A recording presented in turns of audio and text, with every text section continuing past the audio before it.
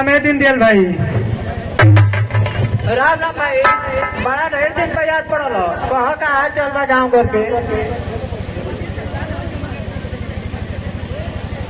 हम 10 दिन से घरे ना रहनी है, चल कर रहनी है एगो रिश्तेदार के साथ ना ऑपरेशन करावे। जानते बड़ो जला आदमी अपना मन लेकिन आवेला दूसरे के मन से। तुमका तबीयत ठीक ठाक है ना? हाँ भैया, हाँ वो ठीक ठाक होके घरे चल गई बड़ा, तबे न फुर्सत मिलल तैनी है। तू ठीक है कैलो। ये दुनिया में सेवा से बढ़ के और ही कोनो धर्म नहीं के। तू अपन बताओ तुहार हाल चाल कैसन बा?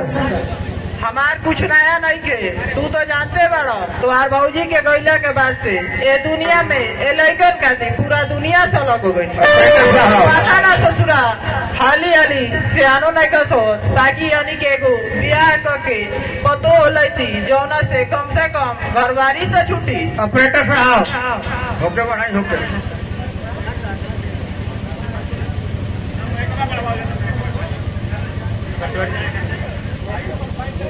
सब ले हमनी के रामू से हम कमाए लगी हैं सन। ओकरा बाद अपन राधा बेटी के बारे में सोचल जाई, एगो अच्छा लड़का खोज के उनका शादी ब्याह कर दिया जाई।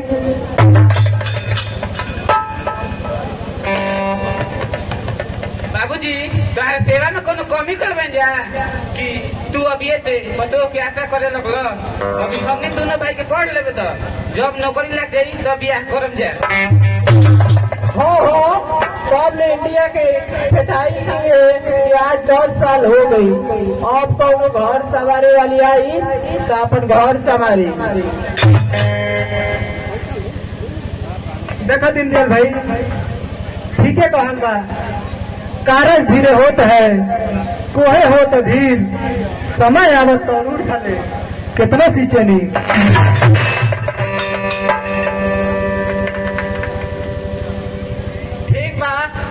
तू लक्ष्मी के हमनी के आपन घर के लक्ष्मी बना लेवे के। वैसे तोहार पसंद हमारे लिए कटले थोड़ी बानी। रामू के माई के मरला के बाद से एगो तू ही तो रहलो जेकर सहारा हमार गाड़ी यहाँ तक खिंचाई। अब एगो तू शादी कैले रही तो लड़कन के नाते एगो चाची तो रही थी।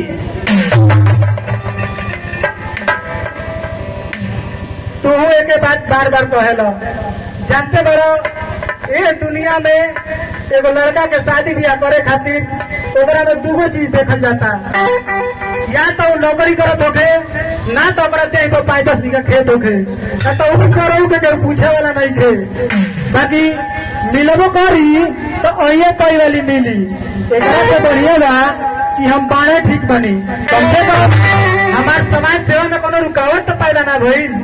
ताकि हमरो बियाह करे के तो मन रहबे करी, लेकिन ससुरा कोनो पूछा ही नहीं सब का कर। ये दुनिया पैसा के पुजारी हो गई बा। बेटी वाला के चलता हिस्सा बांट के वो लड़का पर 4 बीघा पड़ी कि 5 बीघा पड़ी, पता ना ये दुनिया के का भइल जाता। देखो दीनदयाल भाई, पहले के शादी ब्याह में लड़का नहीं देखा जात रहल है कि लड़का कितना तेज बा, कितना वीर बा, कितना होनहार बाटे। लेकिन आज के शादी ब्याह में यह देखा जाता कि लड़का के पास कितना संपत्ति बाटे। पता ना ये दुनिया में राजा के शादी कैसे हुई। हमारा भी तो कहूँ पैसा नहीं थे।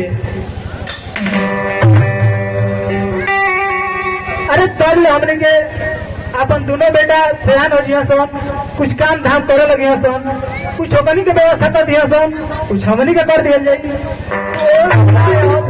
4 बज गए, खेला कूदा केने चले के भैया हमनी के हमारियों के चल जाए घूमे मेरे पोखरा पर से घूम के आई के शिवाला में आई के बैठे जाए। चला ठीक है कहता रहा।